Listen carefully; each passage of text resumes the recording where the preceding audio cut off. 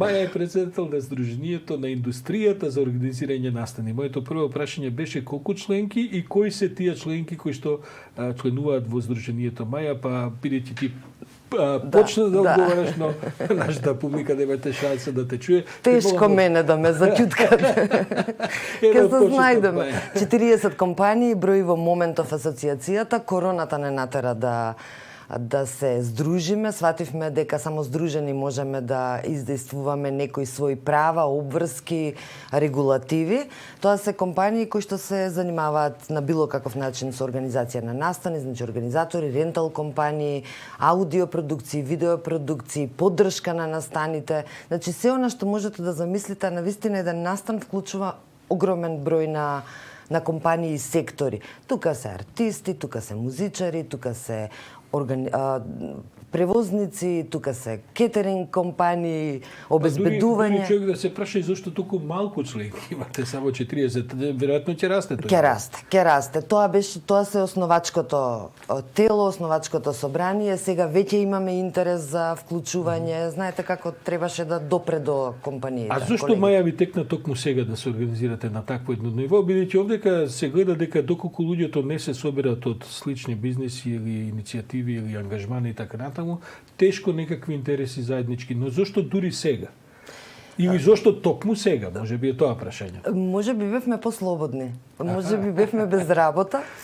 И некако почнавме да се слушаме меѓу себе, што ќе правиме, како ќе правиме. Навистина ивент индустријата, нели така популарно се нарекува, на светско ниво ќе биде најголемиот губитник. Може би заедно со туризмот.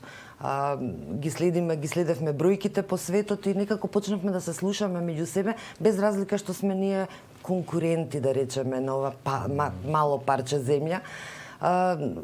Ние се познаваме и соработуваме меѓу себе, почнавме да се слушаме и свативме дека всушност можеме да најдеме решение за било кој проблем само ако сме здружени, ако ги детектираме нашите проблеми, нашите недостатоци и здружени да ги отстрануваме. Многу убава енергија има во асоциацијата во моментот. Вие навистина ќе бидете едни од најпогодените, бидејќи како што стојат работите дури со ова наше привикнување и учење да живееме со вирусот и во наредните години, тоа очигледно дека е секдека така во светот. Вашата индустрија, каде што прашањето на дистанца, прашањето на носење заштитни средства и така натаму ќе биде најпогодена. Веќе нема да имаме концерти какви сме навикнале во преполни сали, например. Веќе нема да имаме, дали во овие евенти спаѓаат, сигурно спаѓаат, па дури и свадби, ако не се лажам. Се, буквално се. Прослави на фирми, не така, знам, корпоративни послови, да. приеми, Митинзи, свадби, конгреси, митинзи, така, да. Па што ќе прави, како ќе преживее целата индустрија, размислувате ли за тоа? Што се вашите пристапи кон овие компликации кои се објективни? Одат размислувањата, зборувам и на светско ниво, бидејќи не можеме да се исклучиме од светските токови, се размислуваше да се оди онлайн. Меѓутоа, знаете како, Сашо, концертот е или настанот е размена на енергија. Тоа е публиката е многу важна во целиот тој процес и се заклучи дека навистина тешко ќе оди во гигабајти да се претвори една таква индустрија. Веројатно ќе треба и ние да се менуваме. Веројатно ќе треба и ние да изнаоѓаме нови начини, дали ќе биде тоа помал капацитет на просторот, дали преку едно седиште, дали веројатно ќе мора нешто да направиме, но битно е да почнеме да работиме. Тоа ви се одразува, претпоставувам, и веројатно суштински на приходите, дури и да ги промените начините на кои што ги правите ивентите. Во крајна линија цените на сето тоа ќе рипнат и ќе мора веројатно крајниот потрошувач, односно луѓето кои доаѓаат на тие ивенти да платат цена. Се ќе биде поразлично. Се ќе биде поразлично. Дали ние ќе се прилагодуваме, дали ќе биде поскапа картата, дали ќе има поинаков тип на настани, тоа во моментов ќе го гледаме во од. Опфатени ли сте во некои од овие мерки кои што владата ги носи за овие итни случаи?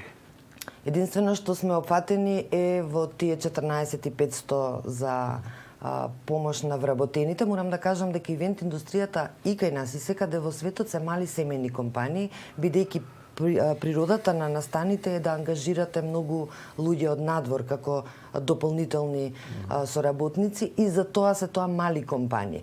И мерките од 14.500 се недоволни кога вие имате бизнис кој стои во место 4 месеца. Тука имате ренти, тука имате кири, магазини, има рентал компании кои што вложиле илјадници евра во таа опрема. Да. 14.500 е нешто што може да ви помогне месец или два за да го пребродите тој период. Дури мислам дека нашите компании и тие немаше да ги зимаат ако беа месец и два само. Секој може да издржи. Добро, Маја, ама некако сега државата тоа сме ние, бидејќи буџетот Точно на така. пресик ние го ползваме. Точно така.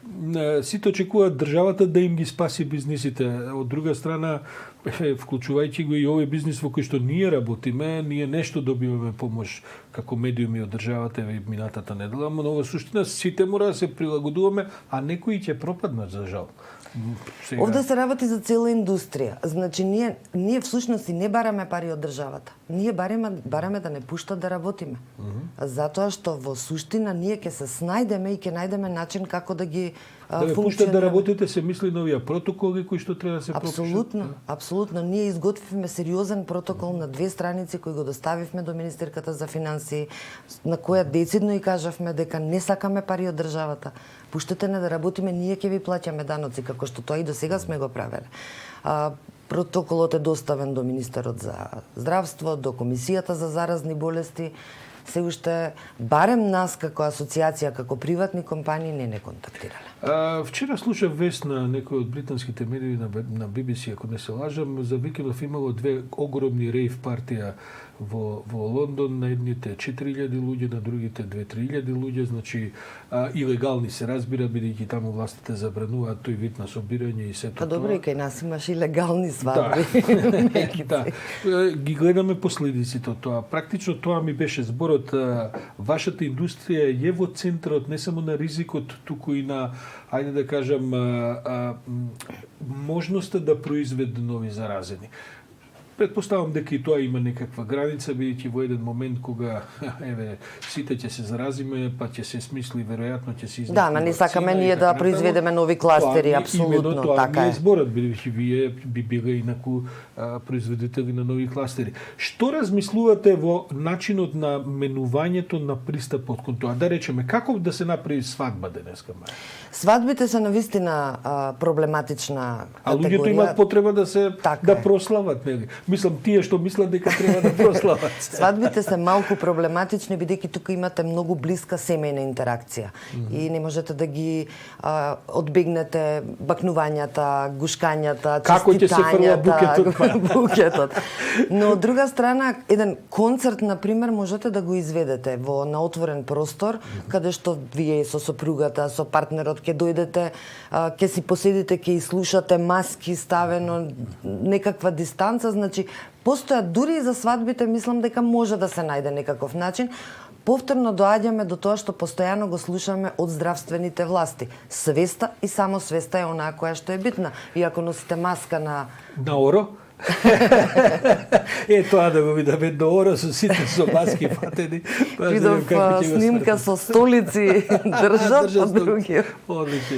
Не е едноставно, но знаете како, мораме да се пробаме, мораме да пробаме да видиме како ќе функционираме. Не е издржливо ниту еден бизнис да стои затворен 4 месеци. Маја Бабич, председател на Сдруженијето на индустријата за организирање настани, благодарам за оваа. Мене ми се гледа една интересна тема, интересен аспект на тоа како се короната не погаѓа во секојдневието. Луѓето можеби не разбираат дека бизниси кои што имаат многу специфики врзани за блискоста, за таа социјална комуникација, се доведени на работно обстојувањето, бидејќи веќе мора се да се менува и во тој пристап. Не можеме да дозволиме да умре индустријата. Тоа е она што е битно, тоа не е природно. Значи мора да најдеме начин како ќе функционираме без разлика што тоа изгледа као забава. Тоа е сериозен бизнис и кај нас и секаде во светот. Маја Бабич, благодарам многу. Се гледаме на следниот концерт кај што ќе седиме преку 2 столчиња и на следната свадба на која ќе играме со маски на лицето.